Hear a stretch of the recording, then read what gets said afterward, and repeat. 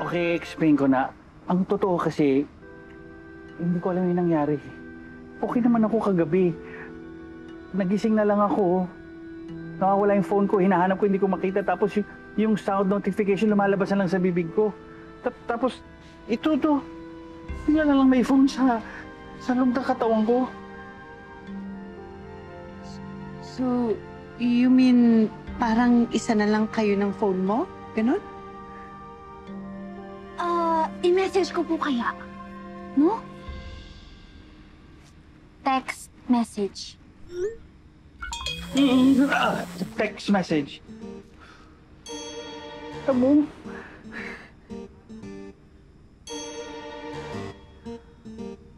Try ko po kayong tawagan. Ha?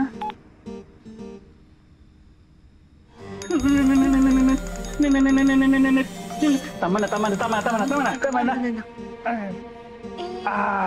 Dad, i-mute mo kaya? Tama.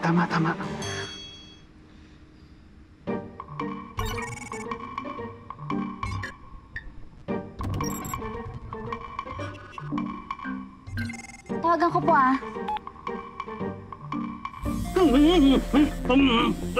Tama na. And go.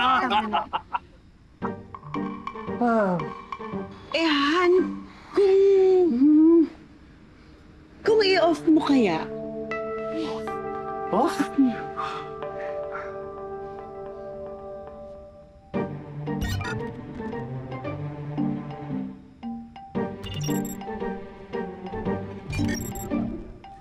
Tawagan ko.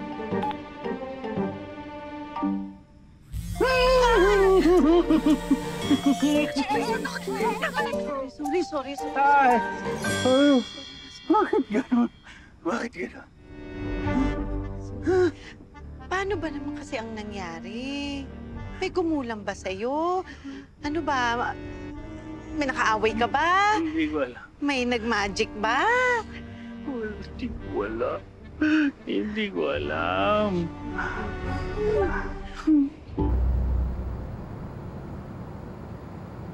Grabe yung nangyari kay Dad, no? I can't unsee.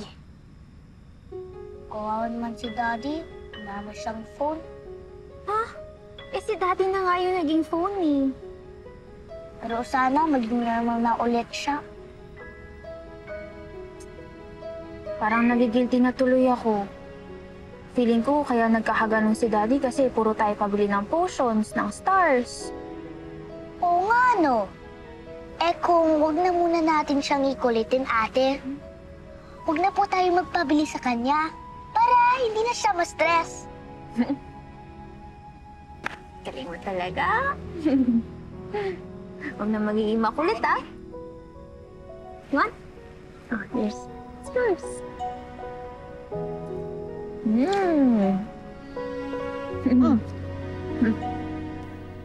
Ano na ngayon yan? Paano na trabaho mo? Ayun. Mabuti na lang, work from home kami until the next month. Kaya lang, face-to-face na kami pag may mga meetings na. Kaya hindi ko alam kung paano. Sana naman okay ka na by that time. Paano kung hindi?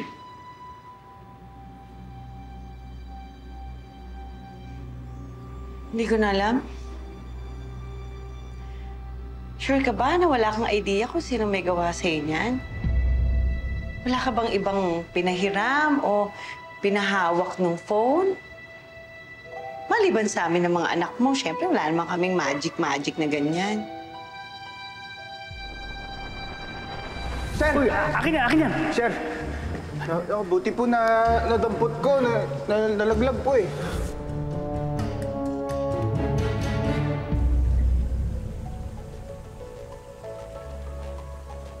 Welcome to the team, Ms. Dimla. Hindi po kayo nagkamali sa pagbili ng policy. Thank you, Sir Owen. Finally! Natupad na rin yung isa kong goal. I'm glad to have brought you closer to your goals. Basta hintayin niyo lang po ang message or tawag ko, ha? Pero iba na po kasi yung number ko. I just emailed you my new number. So hintayin niyo lang yung call ko, ha? Or tumawag lang po kayo. Okay. Ma'am, sorry, may emergency lang po. Basta hintayin nila yung tawag ko ha. Thank you, thank you. Ay, sandali, sandali, sandali! Ay, sandali, sandali! Ay! Sandali! Diyan ka lang. Sir, bakit po? Wala po kayong orders today, sir. Order, wala. Pero tanong meron. May kinalaman ka ba sa nangyayari sa akin ngayon? Ha? Bakit po? Ano po ba nangyayari sa inyo? May sakit po ba kayo? Pakita ko sa'yo, ha? Wala akong sakit. Pero ito, tignan mo. Oh! Ginawa mo akong human smartphone.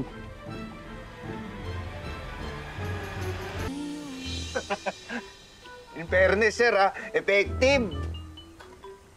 Teka, ano? In fairness. So, ikaw nga may gawa nito? Oo, sir. Aminin ko na, sir. Ako po talaga yung nag-magic sa inyo. Hinimas ko lang naman ng slight yung cellphone nyo kasi mukhang overuse, sir. Pagod na pagod. Kaya, smartphone ka na ngayon. So, ikaw nga. Ikaw nga may gawa nito sa akin. Ano bang kasalanan ko sa'yo, ha? May utang ba ako sa'yo? May galit ka ba sa akin? May problema ba tayo, Brad, ha? Sir, kalma lang kayo, sir. Ginagawa ko lang naman yung trabaho ko. Oo, trabaho mo mag-deliver. At tumupad ng wish.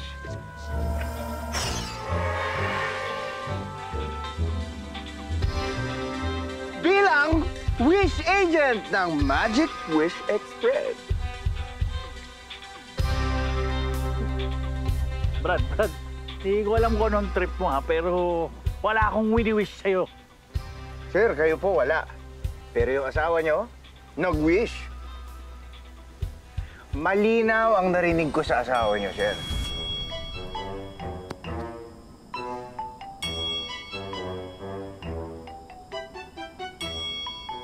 Total, phone lovers naman kayong tatlo, nila Elsie at Annie. So sana, huwag kayong mahiwalay sa mga phone ninyo.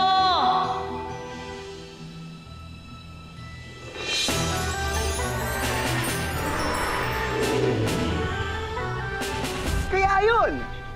Her wish is my magic wish!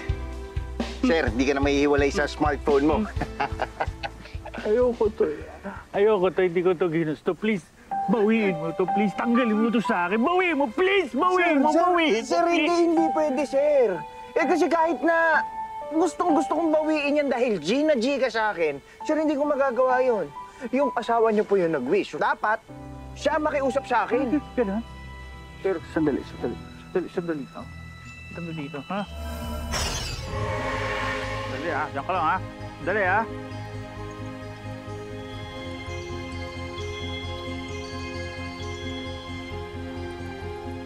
Number. Ay! Sandali! Sandali! Kausapin mo yung asawa ko! Sandali!